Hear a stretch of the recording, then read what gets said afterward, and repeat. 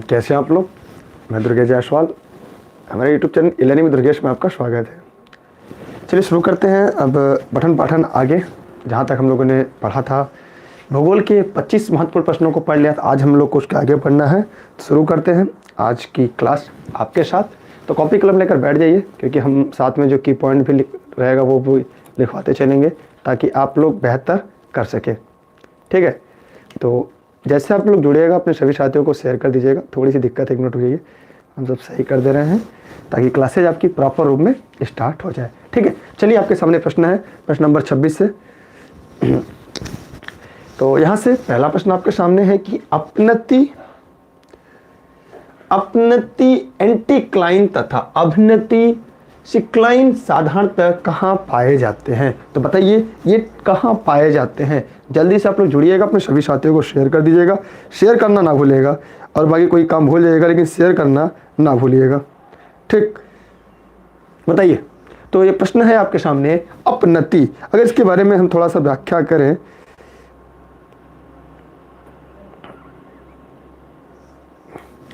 ठीक है, तो क्या है आपको यहाँ पे मिला कि जैसे यहाँ पे देख रहे हैं, ये इस तरह से आपको ढाल मिलती है। इसमें कौन अपनति होती है, कौन अभिनति होती है। जवाब दीजिएगा, आराम से बताइएगा। आप लोग जल्दी जल्दी जवाब देते रहिएगा और आगे भी बढ़ते रहिएगा। बताइए, आराम आराम से बताइए। देखिए, एक ऊपर वाला अपनति होता है, फिर एक अभिनति होता है। पृथ्वी के अंतर्जात बल द्वारा, जो पृथ्वी के अंदर बल काम करता है, तो अंतर्जात द्वारा जो बल होता है उस पे उत्पन्न संचलन भूपर्वतीय चट्टानों में संपीड़न की स्थिति उत्पन्न हो जाती है।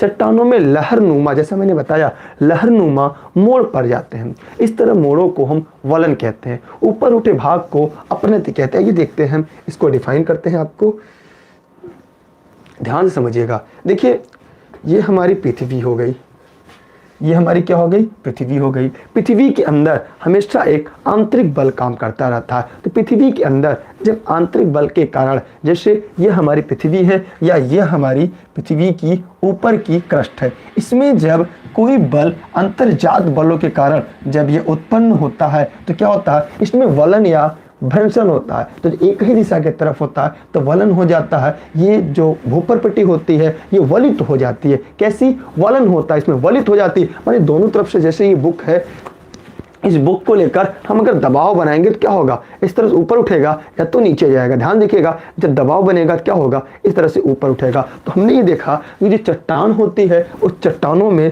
देख रहे हैं तो क्या हो जाती है, वलन हो जाता है। माने ये इस तरह से हो जाती है, ये इस तरह से हो जाता है। ठीक, तो ऊपर वाला हिस्सा जो होता है, ध्यान से देखिएगा, जो ऊपर हिस्सा होता है यहाँ पे, ये वाला हिस्सा, इसे क्या कहते हैं, इसे अपनति कहते हैं। अपनति, इसे अप कहते हैं, ऊपर वाला इसे अपनति कहते हैं। जबकि जो नीचे वाला होता है इसे अभिनति कहते हैं। इसे क्या कहते हैं, अभिनति कहते हैं, अभिनति। तो यहाँ पे 2 होगा, अपनति और अभिनति। कॉन्सेप्ट क्लियर हो गया कैसे होगा, ध्यान समझिएगा। अपनति और अभिनति, जब पृथ्वी के अंदर आंतरिक शक्ति या अंतर्जात जो बल के कारण पृथ्वी की क्रस्ट पे जो वलन होता है, जो चट्टानों में वलन हो जाता है, तो ऊपर उठे भाग को अपनति, नीचे भाग को अभिनति कहते हैं। कॉन्सेप्ट क्लियर हुआ कि नहीं आपका। अगर हो गया है तो आगे बढ़िएगा, देखते हैं तो यहाँ पे क्या होगा, इसमें इसका उत्तर क्या होगा। जल्दी से जवाब दीजिएगा कि इस प्रश्न का उत्तर क्या होगा, जल्दी से बताइएगा। कहां पाए जाते हैं, जल्दी जवाब दीजिएगा। देखिए, यहाँ पे वलित क्षेत्रों में पाए जाते हैं, भ्रंशित क्षेत्रों में पाए जाते हैं। कहाँ पाए जाते हैं, देखिए इसमें 2 प्रकार का उत्तर है। भ्रंशित नहीं होगा, वलित होगा। कहेंगे वलित और भ्रंशित में क्या अंतर है, आइए हम इसको डिफाइन करते हैं। ध्यान से देखिएगा कि वलित और भ्रंशित में क्या अंतर है। तो वलन हमने क्या देखा, जब यहाँ पे दबाव बढ़ता है तो उसमें क्या होता है, इसे कहते हैं वलन पड़ जाना। भ्रंशन क्या होता है, आइए ध्यान से देखते हैं कि भ्रंशन क्या होता है। देखिए यहाँ पे कोई चट्टान थी, ध्यान से देखिएगा, एकदम कॉन्सेप्ट हम आपके क्लियर कर देंगे, पूरे जीवन काल आपको नहीं भूलेगा। ठीक है, इस चट्टान में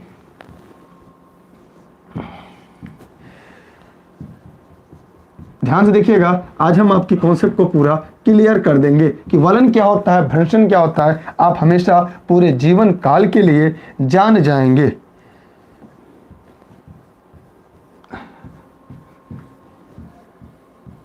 अब बताइए यहाँ पे आपको एक बात स्पष्ट हुआ कि यह हिस्सा इधर चला गया और यह हिस्सा इधर चला गया, तो बीच वाला हिस्सा क्या हुआ, नीचे चला गया। जब दो विपरीत दिशाओं में चट्टानों में जाने से बीच का हिस्सा नीचे बैठ जाता है, क्योंकि यह स्थान कभी यहाँ था, इसको कहते हैं भ्रंशन होना, तभी हो जाएगा भ्रंश क्षेत्र। यहाँ पे देख रहे हैं ये भ्रंश क्षेत्र हो गया, जबकि ये क्या हो गया, यहाँ वलन हुआ है और ये वलित क्षेत्र कहलाएगा। कॉन्सेप्ट क्लियर हुआ आपका कि वलित क्षेत्र क्या होता है, भ्रंशन क्षेत्र क्या होता है। जब विपरीत दिशा में जाएंगे, बीच वाली धस जाएगी तो यहाँ से रिफ्ट वैली होगी, इसे भ्रंश घाटी कहते हैं, इसे लिफ्ट वैली कहते हैं।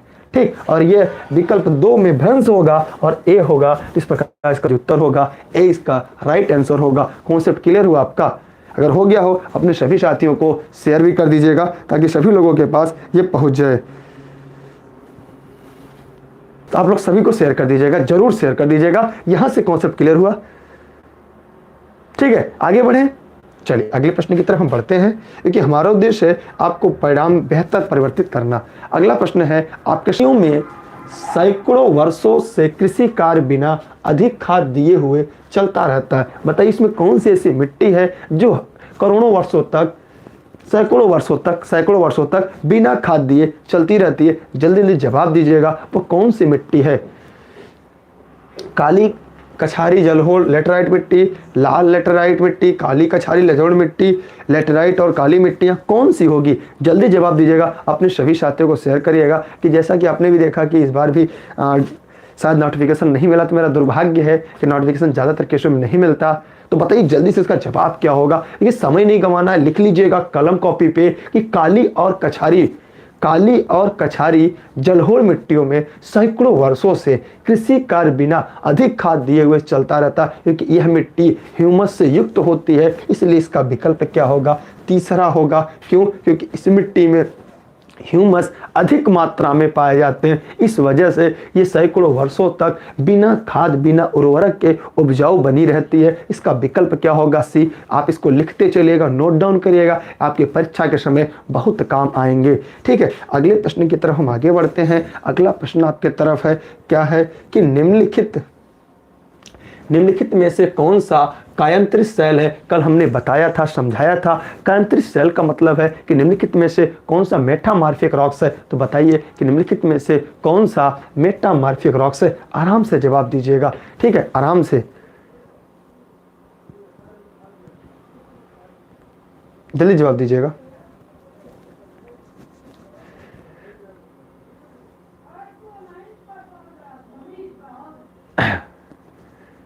चलिए देखिए, इसमें सभी के बारे में हम आपको बताते हैं, एक एक करके हमें इसका जवाब देते हैं। इसमें जो सबसे इसका विकल्प है, इसमें देखेंगे नीस और सिस्ट जो होती है, ध्यान से देखिएगा, नीस और जो सिस्ट होता है यह एक रूपांतरित या कायांतरित या मेटामॉर्फिक है। ठीक है, सेल मैंने बताया, एक बार वीडियो में देख लीजिएगा, सेल चट्टान मैंने पूरा पढ़ाया हुआ है, वो भी प्रैक्टिस सेट वाले सीरीज में ही बताया है। नीस और सिस्ट जो होते हैं ये कायांतरित या मेटामॉर्फिक सेल होती हैं, जबकि जो सिस्ट होती है, ये बारीक कणों वाली रूपांतरिक सेल होती है। सिस्ट जो होती है ये बारीक कणों वाली रूपांतरिक सेल होती है, जिसमें फोलिएशन का विकास अच्छी तरह से होता है। नीस का निर्माण, जो नीस होता है इसका कांग्लोमरेट तथा बड़े कण वाले खासकर ग्रेनाइट आग्नेय सेलों में रूपांतरण से होता है। माने ये बड़े कण वाले आग्नेय सेल से इसका आग्नेय सेल का एक उदाहरण हो जाता है। इस प्रकार इसका जो उत्तर है वो ये नीस और सिस्ट होगा। यहाँ पे चाक नहीं होगा क्योंकि चाक औषधि है, सिस्टोमैफिक भी औषधि, ये भी औषधि है, इसलिए इसमें नीस और सिस्ट दोनों रूपांतरित या कायांतरित या मेटामॉर्फिक रॉक्स हैं। इसलिए इसका जो उत्तर उपयुक्त विकल्प होगा वो इसका बी, सही बी इसका राइट आंसर होगा। ठीक है, आगे बढ़ते हम लोग अगले प्रश्न की तरफ। अगला है आपके सामने, ऊंचे क्षेत्रों में लैटेराइट मृदा का रचना कैसे होती है? आप जवाब दीजिएगा। प्रश्न के कलेक्शन बहुत ही लाजवाब है। क्या प्रश्न है आपका? हम समझ नहीं पा रहे आपका क्या है, क्या लिख रहे हैं, हिंदी में टाइप करिए तो बताइए। ऊंचे क्षेत्रों में लैटेराइट मृदा की रचना कैसे होती है? जल्दी जवाब दीजिएगा, जल्दी जल्दी जवाब। 29 का क्या होगा लिख लीजिएगा, कॉपी कलम निकालिएगा, लिखिएगा कि मानसूनी जलवायु के अंतर्गत आर्द्र एवं शुष्क मौसम के क्रमिक परिवर्तन, लिख लीजिएगा कि मानसूनी जलवायु के अंतर्गत आर्द्र एवं शुष्क मौसम के क्रमिक परिवर्तन के कारण शैलों में सिलिका पदार्थ पृथक हो जाते हैं, अलग हो जाते हैं, टूट जाते हैं। शुष्क मौसम में ये मिट्टी सूख कर ईंट की भांति सख्त हो जाती, ईंट की तरह सख्त हो जाती है तथा गीली होने पर चिपचिपी हो जाती है। ठीक, इन मिट्टियों में चूना, मैग्नीशियम, नाइट्रोजन की कमी तथा पोटास का अभाव होता है। इसका उपयुक्त विकल्प क्या होगा? जल्दी से बताइए क्या होगा, जल्दी बताइए क्या होगा? इसका विकल्प अम्लीय होगा। अगर आप लिखना चाहें तो लिख ले। ये मानसूनी जलवायु के अंतर्गत होती है। ये सैलों के सेल का पृथक्करण होते हैं। हम आपकी बात ही नहीं समझ पा रहे हैं, क्या प्रश्न पूछ रहे हैं आप? ठीक, अगला है, पर्वतों के उन प्राकृतिक अंतरालों को क्या कहा जाता है जो मार्ग बन जाता है? बहुत ही मजेदार टॉपिक है, जल्दी जवाब दीजिएगा आप लोग कि पर्वतों के उन प्राकृतिक अंतरालों को क्या कहा जाता है जो मार्ग बन जाते हैं। जल्दी जवाब दीजिएगा, क्या कहते हैं? जल्दी जवाब दीजिएगा, जवाब दीजिएगा जल्दी जल्दी। यह बहुत ही सरल टॉपिक है, यह प्रश्न भी पूछा जाता है, जल्दी जवाब दीजिएगा।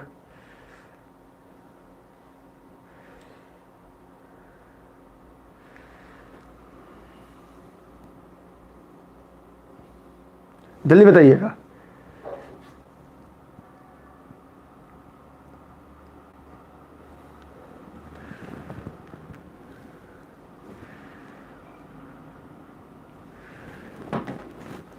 देखिए इसका उत्तर क्या है, बहुत ही आसान। पर्वतों के उन प्राकृतिक क्षेत्रों को क्या कहते हैं? दर्रा कहते हैं। दर्रा कैसे बनता है? पर्वतों के प्राकृतिक अंतराल। जैसे अगर हम यहाँ पे देखें, ध्यान से अगर हम देखेंगे यहाँ पे, तो इसको मिटा देते हैं जो हमने अभी पढ़ा था कुछ देर पहले। हम यहाँ पे देखते हैं, जैसे यहाँ पे ये हमारी यहाँ पे ये पर्वत है। इस पर्वत को जब क्या करती हैं, नदियाँ काट देती हैं, काट कर यहाँ से बहना शुरू हो जाती हैं, तब क्या हो जाता है, यहाँ पे हमें दिखाई देता है एक खाई का निर्माण हो जाता है, जिससे लोग आने जाने के रूप में प्रयोग करते हैं, जिसे हम दर्रा कहते हैं और अंग्रेजी में पासेज कहते हैं। इसे अंग्रेजी में पासेज कहते हैं, हिंदी में इसे दर्रा कहते हैं। पास माने दर्रा।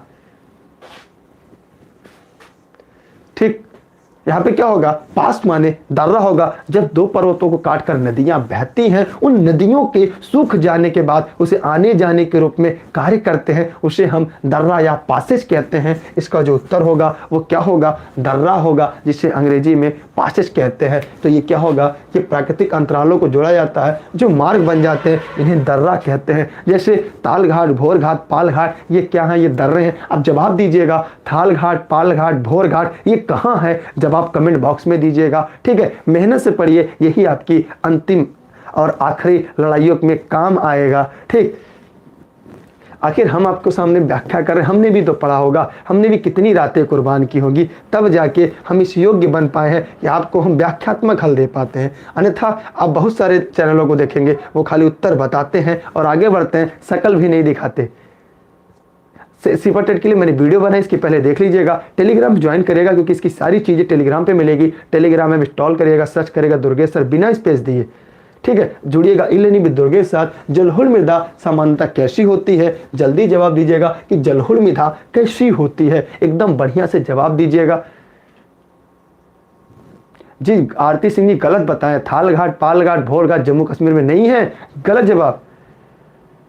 बताइए क्या होगा, जलहुल मृदा कैसी होगी? कुछ के सही जवाब आ रहे हैं, कुछ के गलत जवाब आ रहे हैं, जल्दी जल्दी बताइएगा। देखिए जलहुल मिट्टी देश के 40, लिख लीजिएगा, ये बहुत इंपॉर्टेंट लाइन बोलना हो कि जो जलहुल मिट्टी या जलहुल मृदा होती है वो देश के 40% भाग में अर्थात 15 लाख वर्ग किलोमीटर क्षेत्र में लगभग फैले हैं। इसमें रेत, गाद, मृतिका के भिन्न भिन्न अनुपात होते हैं। यह अधिक उपजाऊ होती है, परंतु इसमें नाइट्रोजन और ह्यूमस की कमी होती है। इसका क्या होगा, यह क्या है, इसमें क्या होती है? हमने देखा इसमें नाइट्रोजन और ह्यूमस की कमी होती है। अब बताइए कि इसका उत्तर क्या होगा? इसमें दिया है 1, 2 और 4। यहाँ पे दिया जोतना खेती करना आसान, अधिक उर्वरक होता है। जी नहीं, इसमें ह्यूमस की कम मात्रा होती है। अभी हमने देखा, अच्छा हमने 40% बताया, किसी ने 46 बताया।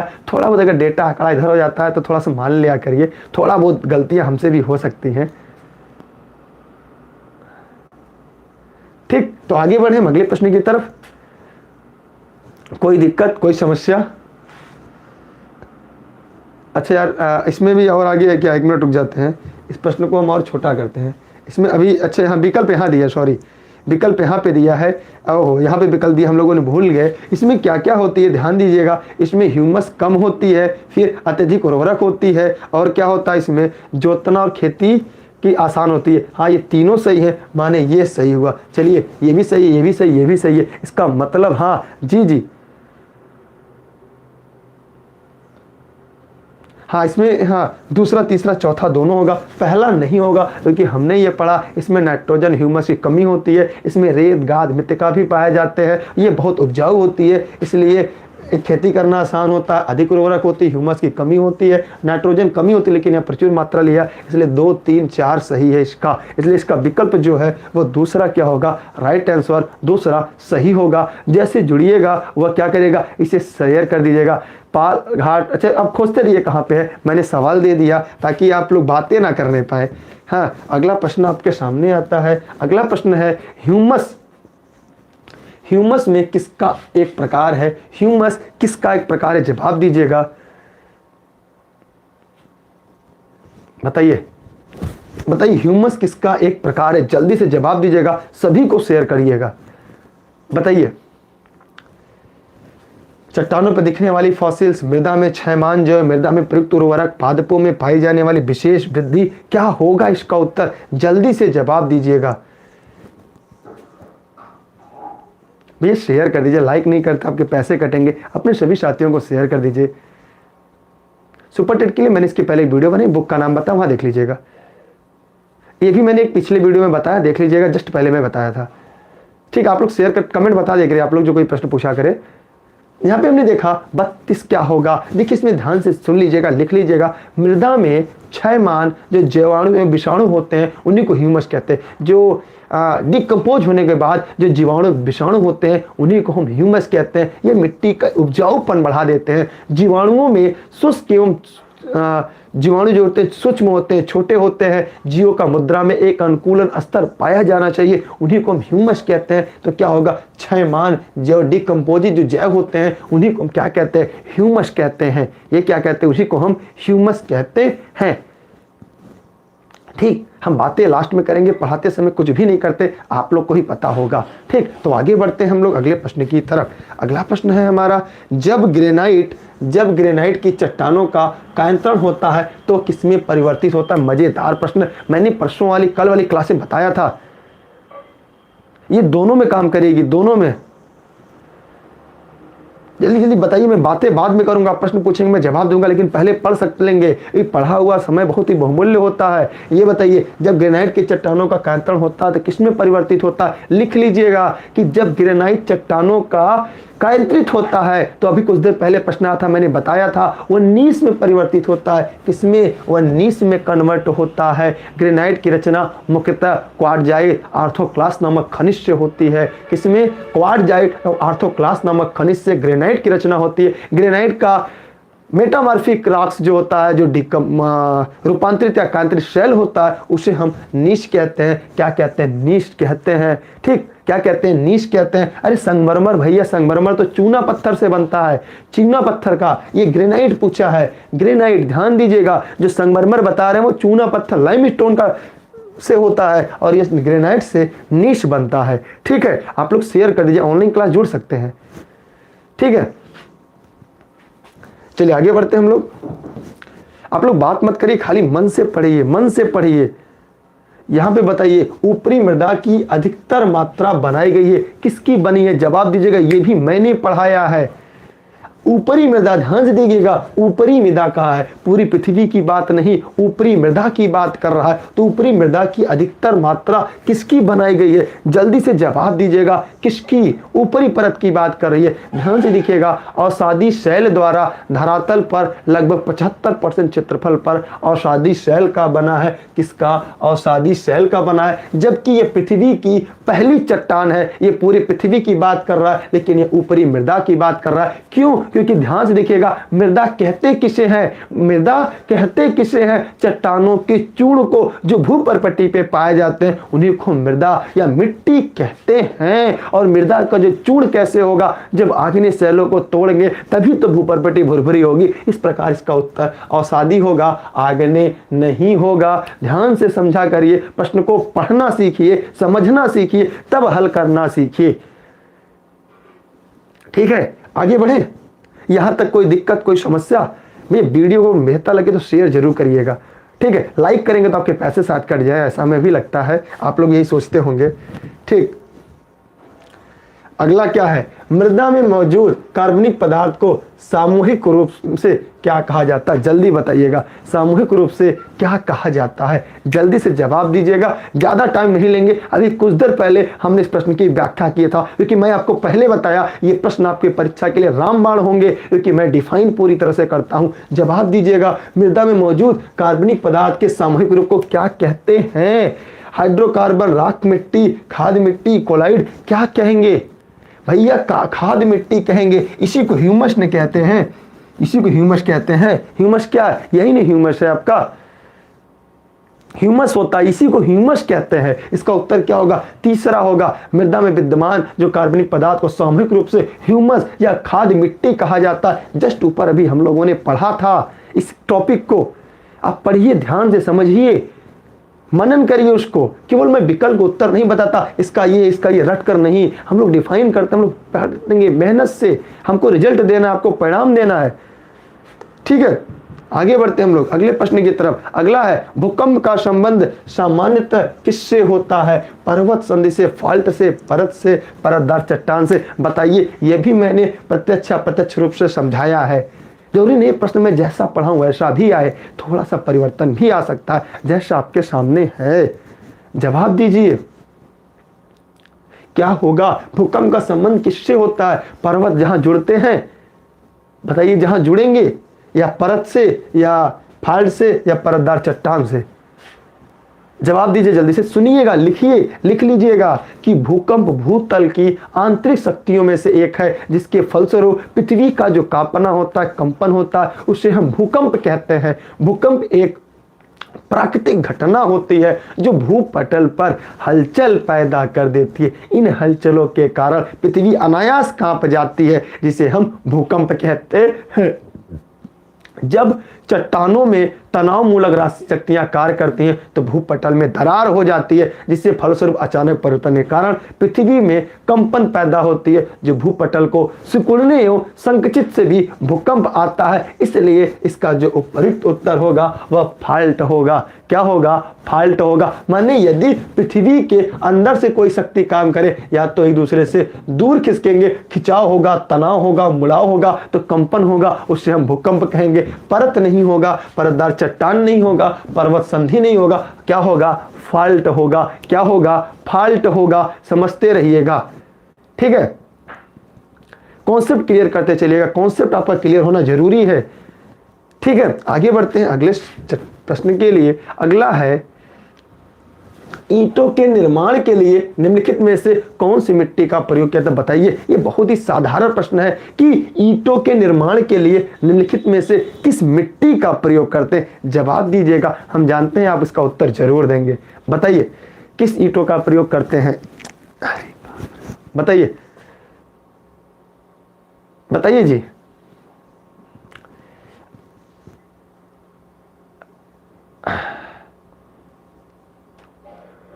देखिए, अगर ईंटों के निर्माण के लिए पढ़ा जाए, देखिए बहुत ही ईंटों के निर्माण के लिए लाल मिट्टी का प्रयोग किया जाता है, इसे पीली मिट्टी कहते हैं। लाल मिट्टी का प्रयोग किया जाता है और लाल मिट्टी को पीली मिट्टी भी कहते हैं। तो ये हो जाएगा लाल पीली मिट्टी, लिख लीजिएगा। क्या होगा? लाल पीली मिट्टी, विकल्प दिख रहा है, लाल पीली मिट्टी। इसका डी होगा, लेटराइट नहीं होगा, लवड़ी नहीं होगा, पिटमल कार्बनिक नहीं होगा, लाल या पीली मिट्टी। मिट्टी लाल किसके कारण होती है? जवाब दीजिएगा। मिट्टियों का लाल होना सबसे प्रमुख कारण क्या है? आप जल्दी से जवाब दीजिएगा और सभी को शेयर करते रहिएगा। ठीक है, आगे बढ़ते हैं अगले प्रश्न की तरफ। अगला है, मृदा के कटाव को रोकने के लिए बड़े पैमाने पर वृक्ष लगाने को क्या कहते हैं? ये तो आप बताएंगे, इसका जवाब हम नहीं देंगे, आप इसका जवाब जरूर दीजिएगा। दर्द हो रहा है, गर्दन में पेन हो रहा है बहुत ज्यादा जी। आयरन ऑक्साइड कारण मिट्टियां लाल होती है, लेकिन इसका जवाब दीजिएगा 38 का। हट जाए हम, चलिए हट गए। बताइए, मृदा के कटाव को रोकने के लिए बड़े पैमाने पर वृक्ष लगाने को क्या कहते हैं?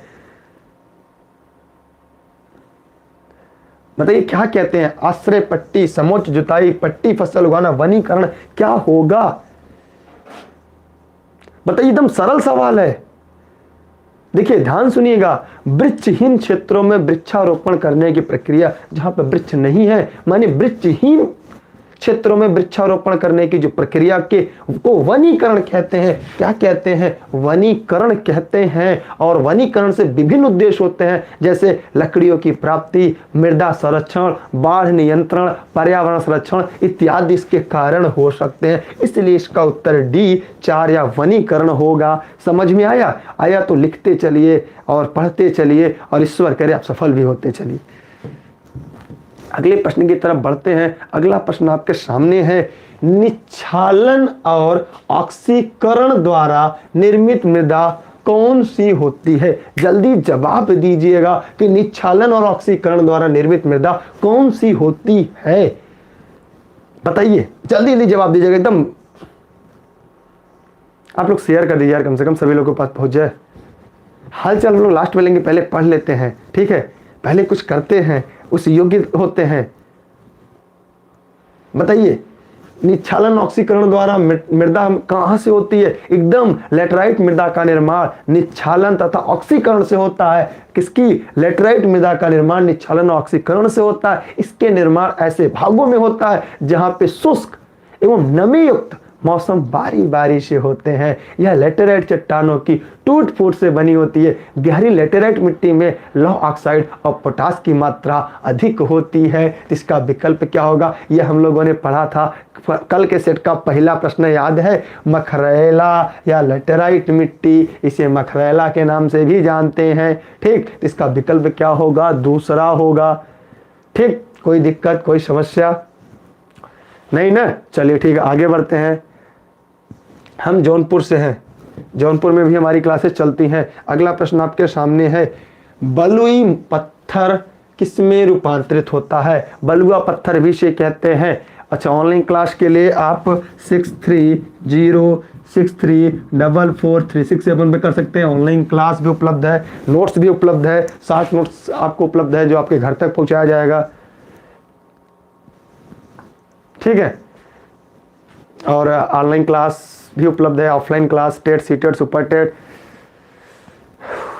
इस वीडियो को शेयर कर दिएगा, टेलीग्राम पे जुड़े रहेगा। टेलीग्राम, क्योंकि जब भी हम लाइव होते हैं तो टेलीग्राम पे उसके डिस्क्रिप्शन पे लिंक ही देते हैं। टेलीग्राम में इंस्टॉल करेगा, सर्च करेगा दुर्गेश सर, बिना स्पेस दे जुड़ेगा लेनी भी दुर्गेश के साथ। तो बलुई पत्थर किस में रूपांतरित होती है? जल्दी जवाब दीजिएगा। देखिए सुनिएगा ध्यान से, क्वार्टजाइट, क्वार्टजाइट, ठीक है, क्वार्टजाइट एक दानेदार कैंथरस सेल है जिसे मेटामॉर्फिक रॉक्स कहते हैं। ध्यान सुनिएगा, क्वार्टजाइट एक दानेदार सेल होती है जिसे मेटामॉर्फिक रॉक्स कहते हैं। ये बहुत ही उत्तम क्वालिटी के क्वार्ट्ज से बनी होती है और इसके अंदर क्वार्ट्ज के कण इस प्रकार होते हैं कि अगर इस पर कोई भारी दबाव लगाया जाए तो छोटे छोटे कणों में बिखर जाते हैं। ये बलुआ पत्थर सैंडस्टोन एवं पुनर्क्रिस्टीकरण के बाद उत्पन्न होती है, इसलिए इसका उत्तर होगा सी, क्वार्ट्ज इसका उत्तर होगा। ध्यान सुनिएगा, क्या होगा? क्वार्टजाइट एक दानादार कैंथरित सेल होता है। ये बहुत ही उत्तम क्वालिटी के क्वार्टजाइट से बनी होती है। इसके अंदर क्वार्टजाइट के कण इस प्रकार के होते हैं, अगर इस पर कोई भारी दबाव लगाया जाए तो छोटे छोटे कणों में टूट जाते हैं, बिखर जाते हैं। और ये बलुआ पत्थर को लाइमस्टोन सैंडस्टोन कहते हैं। ये पुनर्क्रिस्टलीकरण के बाद उत्पन्न होते हैं, इसलिए इसका उत्तर क्या है? तीसरा सही है। ठीक है, आगे बढ़ते हैं अगले प्रश्न की तरफ। अगला प्रश्न है, हिमालयी पर्वत श्रृंखला किसका उदाहरण है? बताइएगा, बहुत ही इंपॉर्टेंट प्रश्न है, आराम से इसका जवाब दीजिएगा। अगर आप कहेंगे तो हम इसकी विस्तृत व्याख्या करेंगे। ठीक, जल्दी बताइएगा, हिमालयी पर्वत श्रृंखला किसका उदाहरण है?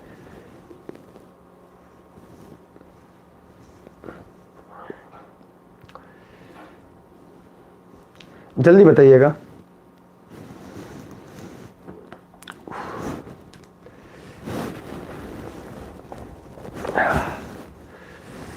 बताइए, उसको हम डिफाइन करके बताएं अगर आप कहें तो, नहीं तो सीधा सीधा बता दें। बताइए, अगर आप कहें तो इसे डिफाइन करें, वरना इसको बताएं ये नववलित पर्वत होते हैं। बताइए, जल्दी जवाब दीजिएगा, इसे व्याख्या करके बताएं कि नववलित पर्वत कैसे बना, कैसे हिमालय की उत्पत्ति, ओरिजिन ऑफ द हिमालयाज बताएं हम, कैसे इसकी उत्पत्ति हुई है, एक्सप्लेन करें हम, बहुत अच्छे से एक्सप्लेन करेंगे, टाइम लगेगा। अच्छा काम करिएगा, सभी को शेयर कर दीजिए और लोगों को पता कि जितनी मेहनत मैं कर रहा हूं, मैं चाहता हूं इसका लाभ सभी साथियों को आपको मिले। मैं ये चाहता हूं सभी को ये पता चले कि इलेनी में दुर्गेश पे जनरल स्टडी स्वयं दुर्गेश सर कैसा पढ़ाते हैं, ये लोगों को पता चले। ठीक है, ठीक है, आइए देखते हैं। जहां पे आज महान हिमालय है, वहां पे कभी एक तेथिस महासागर हुआ करता था। आइए उसके बारे में छोटी सी हम उदाहरण लेके इन तथ्यों को हल करते हैं।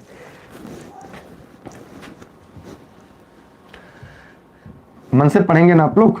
देखिए, ये हमारा सबसे पहले क्या था, एक ये वो लेते हैं, क्या लेते हैं, ये माना हमारी पृथ्वी है। इस पृथ्वी में एक दृढ़ भूखंड था, एक दृढ़ भूखंड था जिसे पैंजिया कहा जाता था। ये टेलीग्राम का लिंक आप जोड़ सकते हैं। जिसे पूरे पृथ्वी पर क्या था, एक द्वीप था जिसे क्या कहते थे, पैंजिया। और इसमें चारों तरफ, और इसमें क्या था, चारों तरफ जल था। क्या था, चारों तरफ इसमें पानी थी। इसे पैंजिया, इसे पैंथालासा कहा जाता था। इसकी थियरी जो दिया वो किसने दिया था पता है, अल्फ्रेड वेगनर ने दिया था। वेगनर ने बताया ये पैंजिया और ये पैंथालसा था। पैंजिया कुछ दिनों के बाद टूट जाता है, विभंजित हो जाता है। जब पैंजिया टूटता है तो ये दो भागों में हो जाता है। कितने भागों में, हमने ये देखा, ये पैंजिया दो भागों में टूट जाता है। इस तरह से ये दो भागों में टूट जाता है। ऊपर वाले को अंगारा लैंड, नीचे वाले को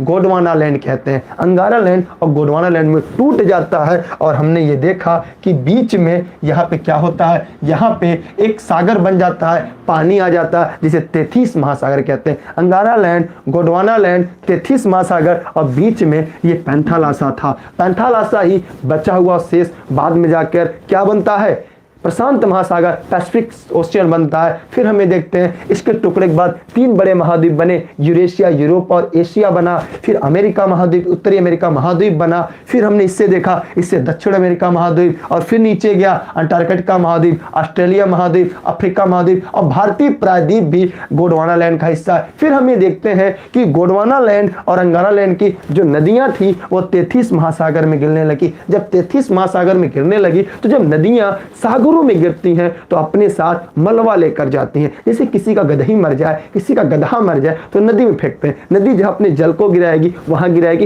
इस प्रकार हमने देखा कि तेथिस महासागर बटने लगा, बैठने लगा, और वहां पे काफी मलबा जमा हो गया। फिर हम आगे देखते हैं कि जो भारतीय प्लेट है वो जब यूरेशियाई प्लेट के नीचे छेदित होती है तो जो मलबा होता है वो क्या होता है, तेथिस महासागर का मलबा क्या होता है, वलित हो जाता है। जब तेथिस महासागर का मलबा वलित होता है वहां पे महान हिमालय का निर्माण होता है। किसका, महान हिमालय का निर्माण होता है। लेकिन दो बातें हैं और आप लोग जानते रहिएगा,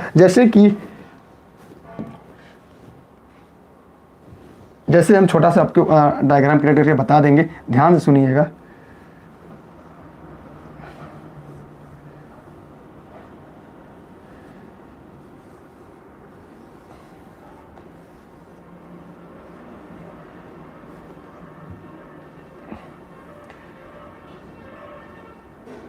आज मैप सही नहीं बनेगा लग रहा है।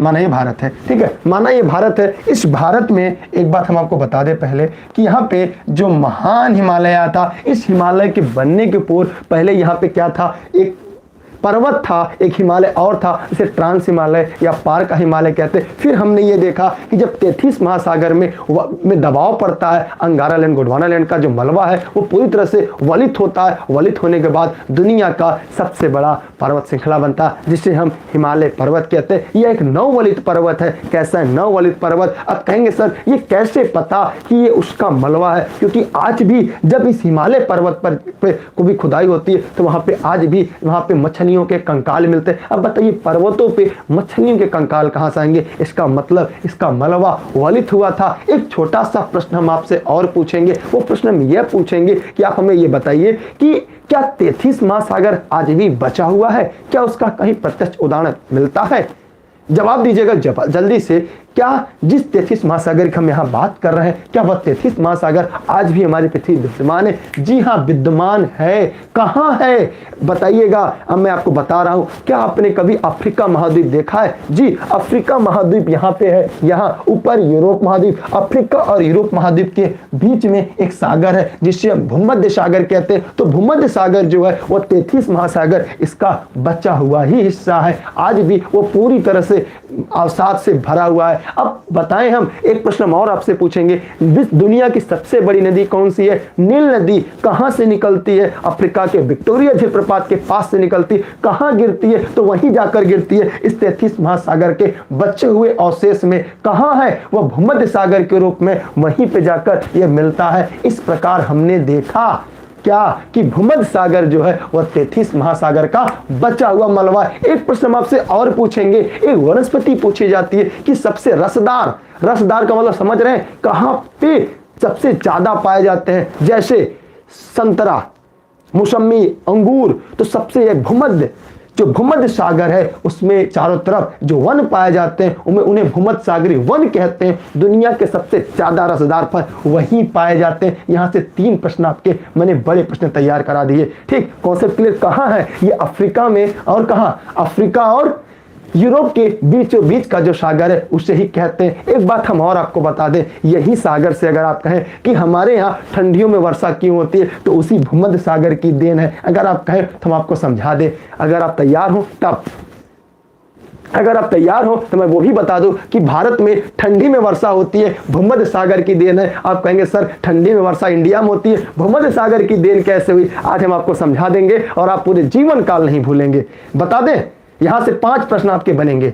ठीक है, तो आपसे रिक्वेस्ट है, अगर वीडियो बेहतर लगे सभी साथियों को शेयर करिएगा, जुड़िएगा, बताइएगा। आइए ध्यान से देखते हैं। देखिए, दुनिया में, वर्ल्ड में, पूरे विश्व में अगर देखा जाए कि यूरोप और अफ्रीका महाद्वीप के बीच में एक सागर है जिसे भूमध्य सागर कहते हैं। जहां पर यूरोप महाद्वीप एक ठंडा प्रदेश है, वहीं अफ्रीका महाद्वीप एक गर्म प्रदेश है। माने ठंडा और गर्म के बीच में क्या है? आपका भूमध्य सागर। वहां पे प्रति चक्रवात का जन्म होता है। किसका? प्रति चक्रवात का जन्म होता है। तो प्रति चक्रवात का जब जन्म होता है, ध्यान से देखिएगा, तो प्रति चक्रवात के, ध्यान सुन लीजिएगा आप लोग, काम देगा।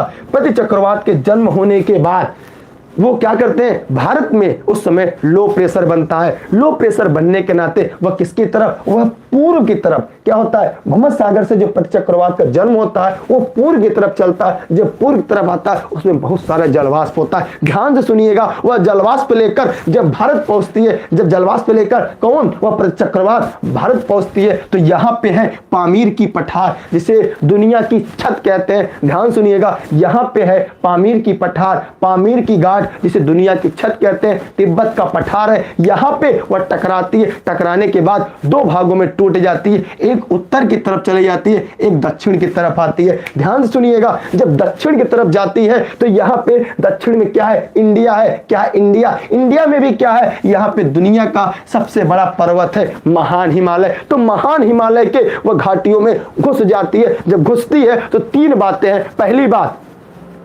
जो पहाड़ी देश है, पहाड़ी राज्य है, कौन कौन? एक है यहाँ पे जम्मू कश्मीर, दूसरा हिमाचल प्रदेश, तीसरा उत्तराखंड। 3 पर्वतीय राज्य है। इन पर्वतीय राज्यों में क्या होता है? खूब बर्फबारी करेगा। ध्यान सुनिएगा, खूब बर्फबारी करेगा। और जो राज्य है कौन से? यहाँ पे पंजाब, फिर उसके नीचे हरियाणा, दिल्ली, उत्तर प्रदेश। यहाँ पे पछुआ विक्षोभ की वजह से खूब बूंदाबांदी होगी। 3 से 4 दिन तक लगातार बूंदाबांदी होगी। ठीक, उसके बाद पश्चिमी बिहार तक ये बूंदाबांदी करेंगे, लेकिन उसके जाने के बाद जब ये पूरब की तरफ बढ़ेंगे उनमें जलवाष्प कम हो जाएगा तो ये वर्षा नहीं करेंगी। फिर उसके बाद क्या होता है? यहाँ जाने के बाद यहाँ पे बंगाल की खाड़ी में फिर लो प्रेशर बनेगा, फिर ये घूम जाएंगी कहाँ? बंगाल की खाड़ी की तरफ, क्योंकि हम ये जानते हैं कि उत्तरी गोलार्ध में हवाएं अपने दाएं घूम जाती हैं। और जब ये फिर पहुंचेंगी कहाँ?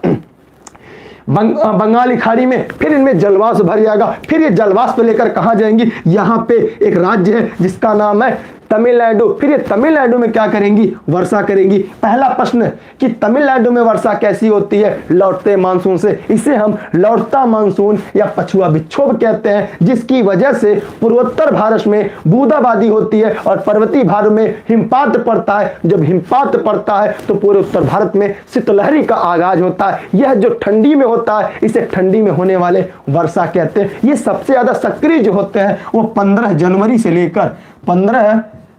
से लेकर यह 15 फरवरी तक, 15 अप्रैल तक, यह 15 अप्रैल तक सक्रिय रह सकते हैं, किसी भी समय आ सकते हैं। ध्यान दीजिएगा, यह एक बूंदाबांदी होती है, 3 से 4 दिन तक बूंदाबांदी होती है। इसे पश्चिमा मानसून, पश्चिमा विक्षोभ या लौटता मानसून कहते हैं। यहाँ से और कभी कभी ये अपना रास्ता भटक कर राजस्थान में पहुंच जाते हैं, और जब राजस्थान में पहुंच जाते हैं तो वहां पे ये वर्षा कर देते हैं। और जब वर्षा करते हैं तो वहां की रबी की फसल के लिए रामबाण होती है, क्योंकि उत्तर भारत में उस समय रबी की फसल बोई गई होती है। इसलिए राजस्थान में इसे मावट कहते हैं। क्या कहते हैं, इसे मावट कहते हैं। क्या कहते हैं, मावट कहते हैं। तो आपको समझ में आया कि मावट क्या है, क्या होता है मावट। तो ये पूर्वोत्तर, ये राजस्थान में इसे मावट कहते हैं, हमारे यहाँ पछुआ विक्षोभ या लौटता मानसून कहते हैं। तमिलनाडु में वर्षा कैसे होती है, लौटते मानसून से। जबकि कैसे, सारी कॉन्सेप्ट समझ में आ गई।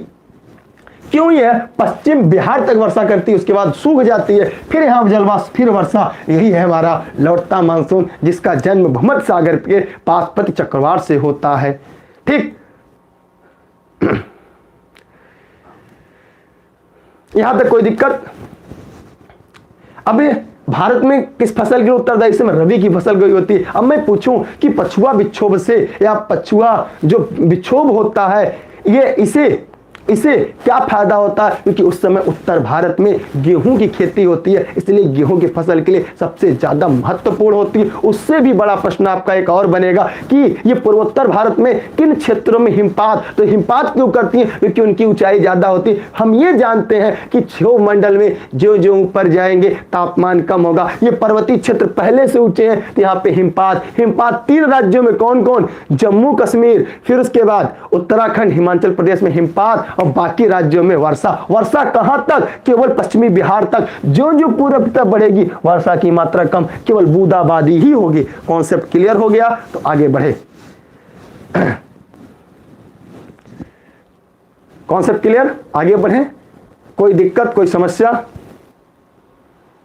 कोई समस्या नहीं है ना। चलिए आगे बढ़ते हैं अगले टॉपिक की तरफ। देखिए अब ध्यान से पढ़िएगा, अगर आपको बेहतर लगे तो शेयर करिएगा, तब लोगों को बताइएगा, तब लाइक करिएगा। मैं आपको बता रहा हूं, हम लोग वो चीजें बताएंगे, हर एक टॉपिक क्लियर करेंगे, सबको तोड़ कर पढ़ाएंगे, क्योंकि हम लोगों ने मेहनत की है, कई रातें कुर्बान की हैं, तब जाके कॉन्सेप्ट क्लियर हुआ है। सब कुछ हम आपको बताएंगे, सब चीजें पढ़ाएंगे, कोई टॉपिक नहीं छोड़ेंगे।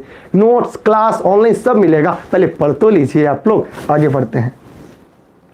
तो यहाँ पे हिमालयी पर्वत श्रृंखला किसका उदाहरण है, तो वलित पर्वत का है 4।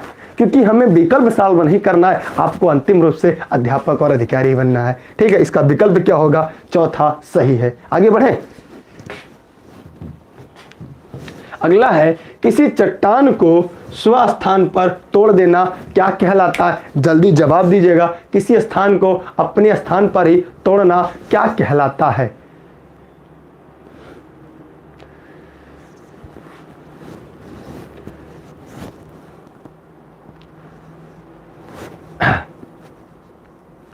जल्दी जवाब दीजिएगा, किसी चट्टान को स्वस्थान पर तोड़ना क्या कहलाता है।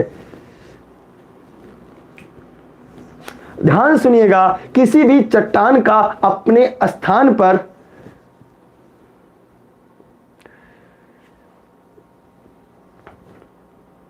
देखिएगा, किसी स्थान पर, अपने ही मूल स्थान पर किसी भी चट्टान को तोड़ना, जो टूटना होता है किसी प्राकृतिक परिक्रम के द्वारा, वियोजन की क्रिया क्या कहलाती है, अपक्षण कहलाती है। क्या कहलाती है, अपक्षण कहलाती है। और अपक्षण होने के बाद अगर वो टहल के कहीं दूर चली जाए तब उसे अपर्दन कहते हैं। और दोनों को, टूटे भी और जाए भी, उसे अनाच्छादन कहते हैं। 3 बात, अपक्षय, अपर्दन और अनाच्छादन, तीनों अलग अलग है। क्या है, तीनों अलग अलग हैं।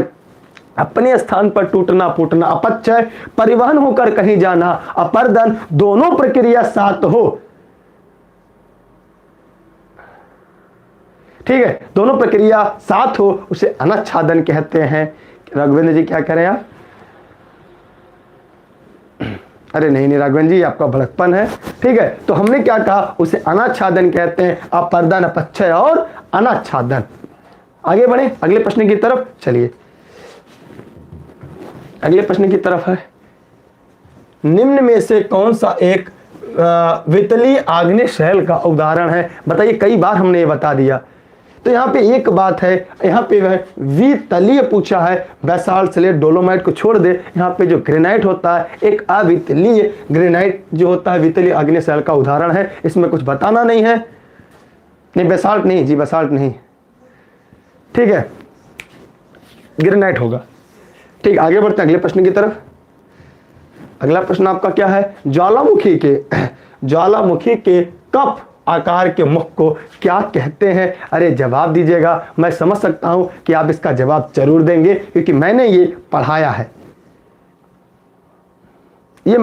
है, इसलिए इसका जवाब आप जरूर दीजिएगा। उसे उद्गम केंद्र कहते हैं, अधिकेंद्र कहते हैं। अधिकेंद्र भूकंप जहां महसूस किया जाता है उसे अधिकेंद्र कहते हैं। सिंडर या शंकु, आइए हम इसको एक एक करके बताते हैं, ध्यान से समझिएगा। देखिए ये है,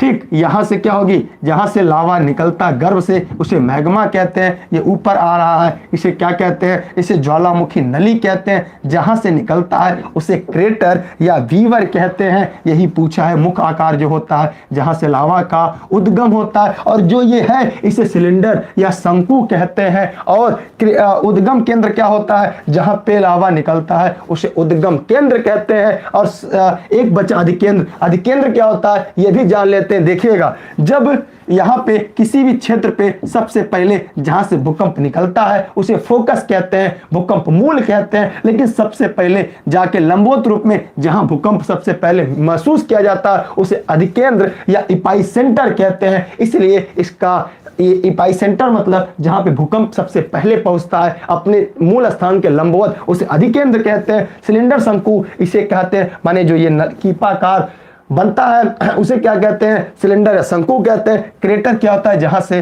कीपाकार मुख होता है, इसलिए इसका जवाब क्रेटर होगा। क्या होगा, क्रेटर होगा। इसका क्या होगा, क्रेटर होगा। और क्रेटर बड़ा हो जाएगा तो क्या कहलाता है, जवाब दीजिएगा।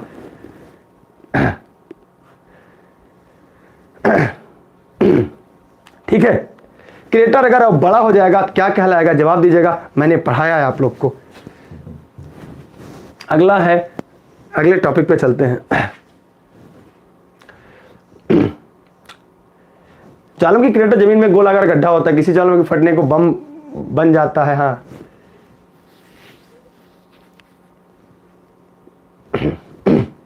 बताइएगा, रेगिस्तान क्षेत्र में मशरूम चट्टान का निर्माण किसका उदाहरण है, जवाब दीजिएगा।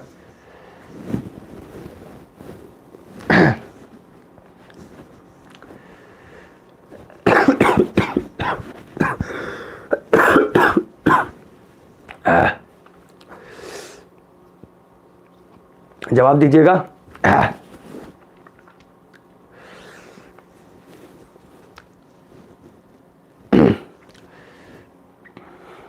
क्या होगा, देखिएगा, ध्यान सुनिएगा, मैं बता रहा हूं।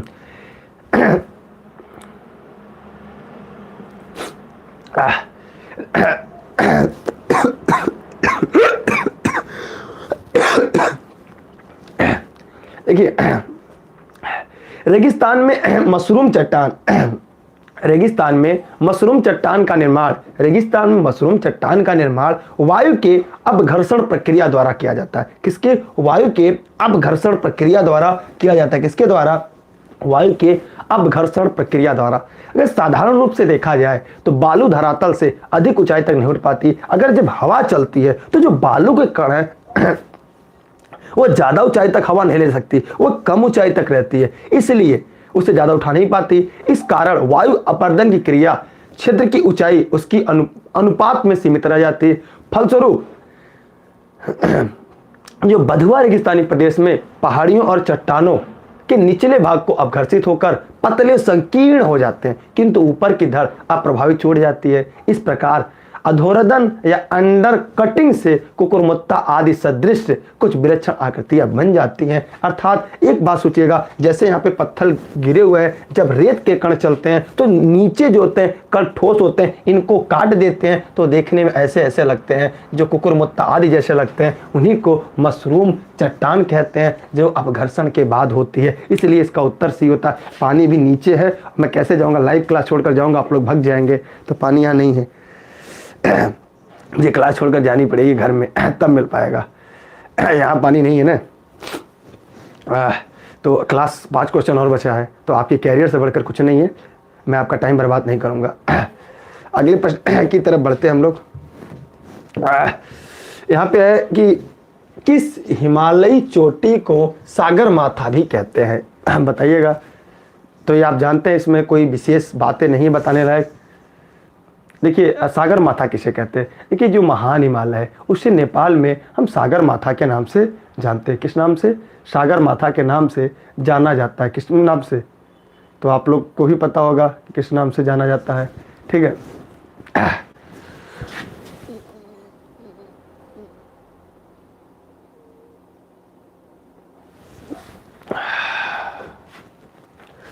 बताइएगा किस नाम से जाना जाता है। तो ये जानते हैं कि माउंट एवरेस्ट को हिमालय में किस नाम से, सागर माथा के नाम से जाना जाता है। अगर सागर माथा की बात करें तो कहाँ है? महान हिमालय कहते हैं, जिसकी ऊंचाई 8,848 मीटर है। अब कहीं कहीं 50 मिलती है, ठीक है। इसे अलग अलग जगह अलग अलग नामों से जाना जाता है। आगे बढ़ते हैं, 2-3 प्रश्न और, उसके बाद पानी पानी पीते हैं। यहाँ पे भूमि कारक को अन्य रूप में जाना जाता है। देखिए, भूमि कारक को अन्य रूपों में जाना जाता है, ये थोड़ा सा बड़ा सवाल है, इसके बारे में आप बताइएगा या हम बताएं आपको।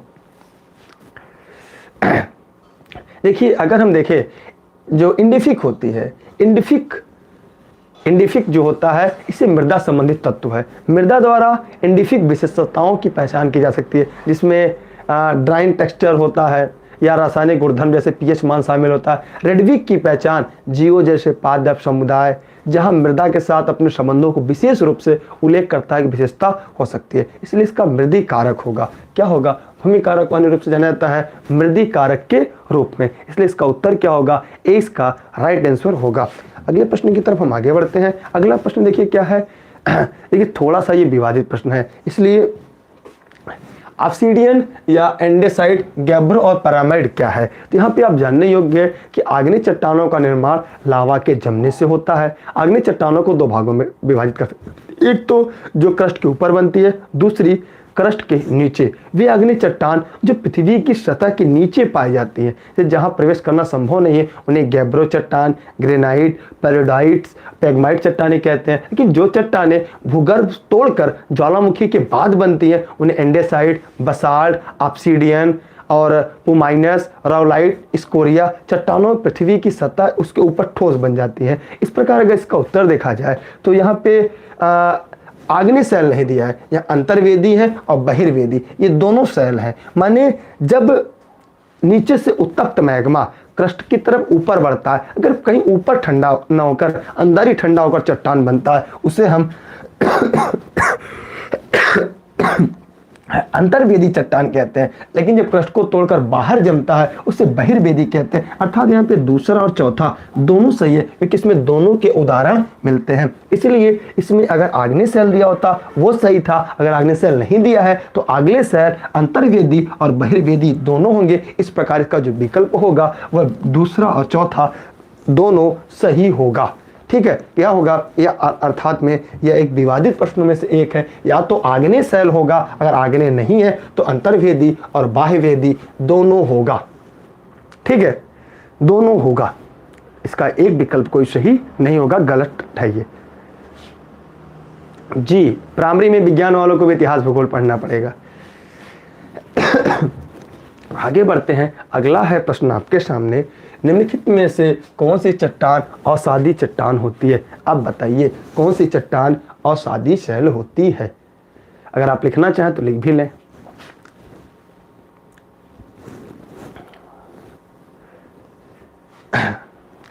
ग्रेनाइट सीधी सी बात है तो नहीं होगा, ये तो होगा नहीं क्योंकि ये तो आग्नेय शैल है।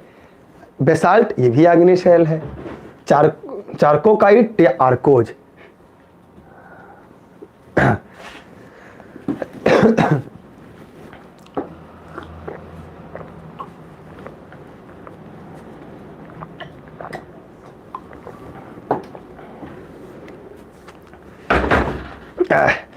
लिखेगा आर्कोज एक अवशिष्ट अवसादी चट्टान है।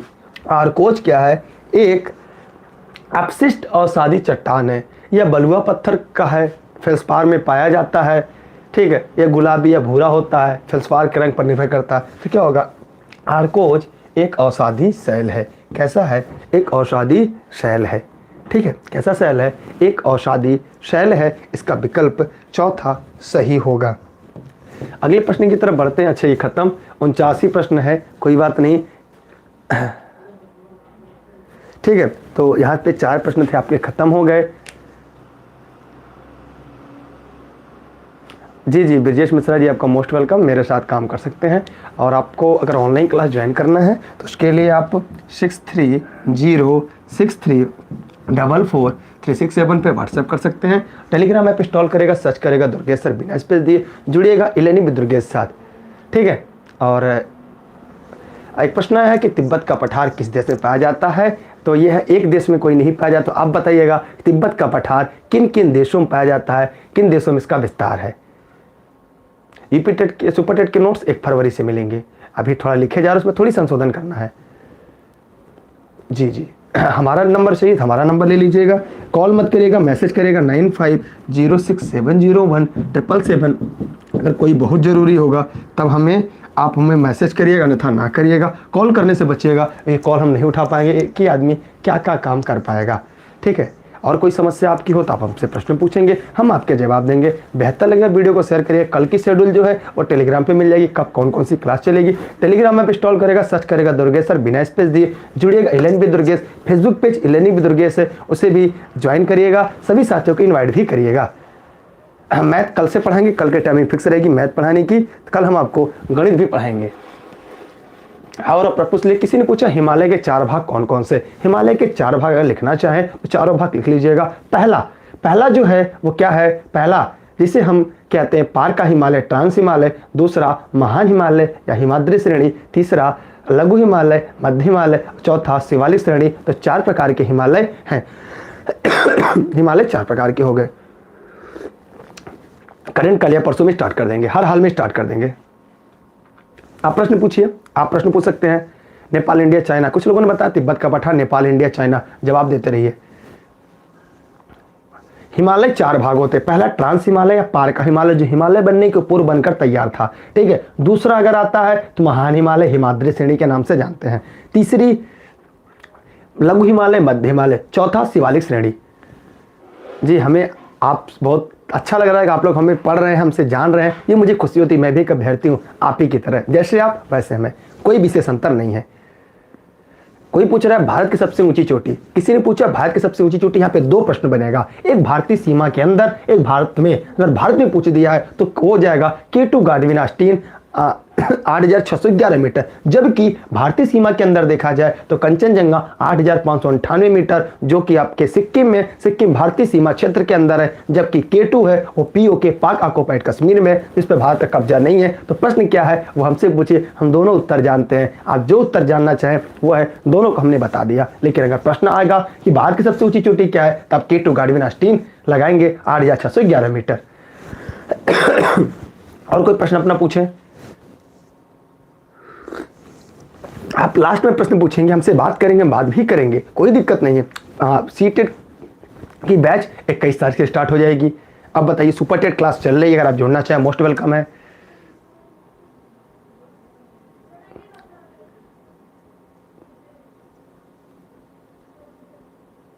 $370 का कौन सा भाग जुड़ा? नहीं समझ पा रहे आपकी बात। सीटेट एग्जाम मई में होगा, मैथ में कल से पढ़ाएंगे।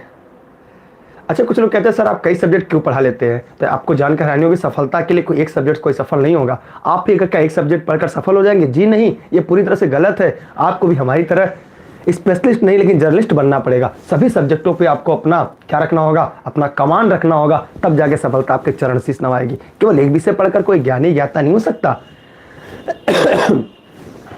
जी मेरे नाम पर आपका नाम है, बड़ा खुशी हुई है मुझे भी। मेरा नाम भी दुर्गेश है।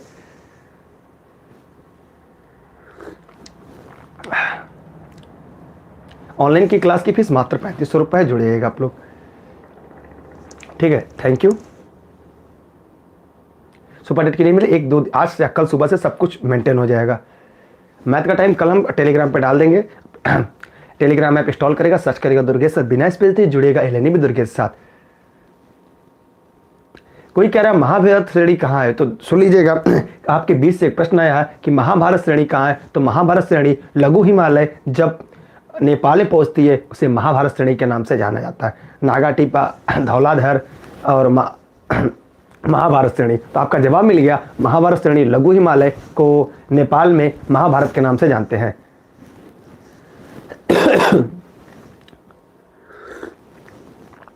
पेड क्लास में हिंदी और बाल विकास दोनों चल रहा है। प्रैक्टिस सेट आपको मिल चुका है, उसको हफ्ते में 2 दिन कराएंगे, ठीक है। कोई पूछ रहा है कि अच्छा सबसे बड़ी अरावली पर्वत की सबसे बड़ी चोटी है उसे गुरु शिखर कहते हैं। अरावली पर्वत कहाँ, अरावली पर्वत की सबसे ऊंची चोटी को गुरु शिखर कहते हैं। वह एक अवशिष्ट पर्वत है, ठीक है, जिसका अस्तित्व खत्म हो जा रहा है डायनासोर की भांति, ठीक है। बहुत बहुत धन्यवाद आप लोग का। आप लोग के प्रश्न का काफ़ी मैंने जवाब दे लिया। मैं जौनपुर जनपद के सिराजे हिंद से हूँ। हमारी क्लासेज जौनपुर और वाराणसी ब्रांच में संचालित है। अगर आप जौनपुर के आसपास से हैं तो आपका मोस्ट वेलकम। ऑनलाइन क्लास के लिए अगर आपको लगता है मैं दुर्गेश सर बेहतर है तो मोस्ट वेलकम, वरना आप कहीं से भी पढ़ सकते हैं, ठीक है। बुक के लिए मैंने बता दिया, इसके पहले मैंने एक वीडियो बनाई है जहाँ पे मैंने सीटेट की सुपर टेट के बारे में पूरी व्याख्या किया है। जौनपुर से सभी को बताइएगा, हम भी जौनपुर से हैं। अर्थशास्त्र मैंने एक दिन पढ़ाया था, 3 घंटे की, 1-2 दिन में पढ़ा दूंगा शेड्यूल। अकेले इंसानों में क्या क्या पढ़ाऊँ, मैं भी तो अकेले इंसान हूँ, मेरे पास भी दिन के 24 घंटे ही होते हैं। ये बीओ में भी काम करेगा। जी सुशील जी जानते हैं पिंकी मैम को।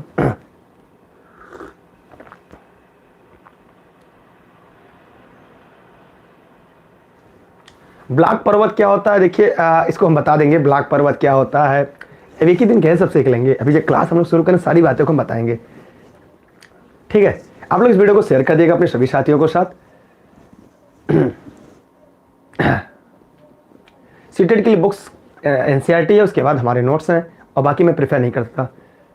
जौनपुर में ऑफलाइन टीडी कॉलेज गेट के पास अनुपम रेस्टोरेंट के बगल में वेद कॉन्वेंट स्कूल में चलती है, जहाँ मैं स्वयं पढ़ाता हूँ।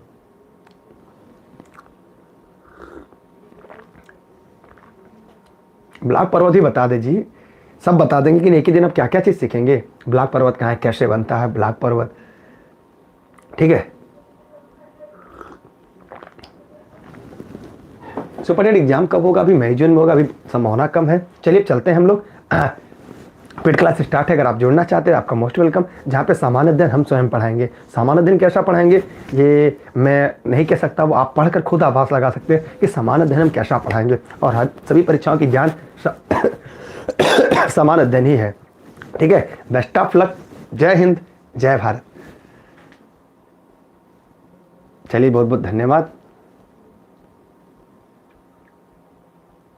मैं आपको बता दूंगा कितने सुपर चैट चाहिए, मैंने इसकी पहले एक वीडियो बनाई है, ठीक है। आप इसको शेयर कर दीजिएगा अपने अपने सभी जिलों पे,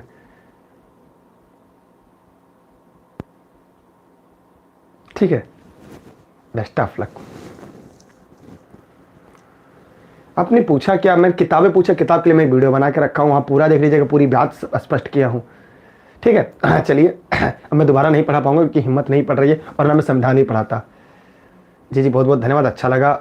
मैम से मैंने मिला भी हूँ और आप भी मिले होंगे, अच्छी मैम है। हाँ फेसबुक पे एलएनई भी दुर्गेश। हाँ आज मैं इसके बाद दोबारा क्लास नहीं ले पाऊँगा। मेरे से सीटेट 120 से बहुत बहुत धन्यवाद। बीएड का फॉर्म जल्दी आने वाला है, तैयारी करते रहिए। Good night all of you, best of luck. क्या भैया बताइए मैं आपकी बातें क्या ध्यान दे रहा बताइए। अर्थशास्त्र ही पढ़ा देंगे। अर्थशास्त्र हम कैसा पढ़ाते हैं जवाब दीजिएगा। 3 घंटे के लेक्चर मैंने एक ठो डाला है। माउंट एवरेस्ट कहाँ पे है? माउंट एवरेस्ट भैया एक तरह से देखा जाए तो नेपाल में है। कोई पूछा था, जल्दी पूछे। सुपर सेट प्रैक्टिस सेट मैंने डाल दिया, उसको सोल्यूशन 1-2 दिन के बाद मैं यूट्यूब पे करा दूंगा। कोई प्रश्न पूछ रहा था, जल्दी पूछे, हम उसका जवाब दे दें। सीटेड 21 से।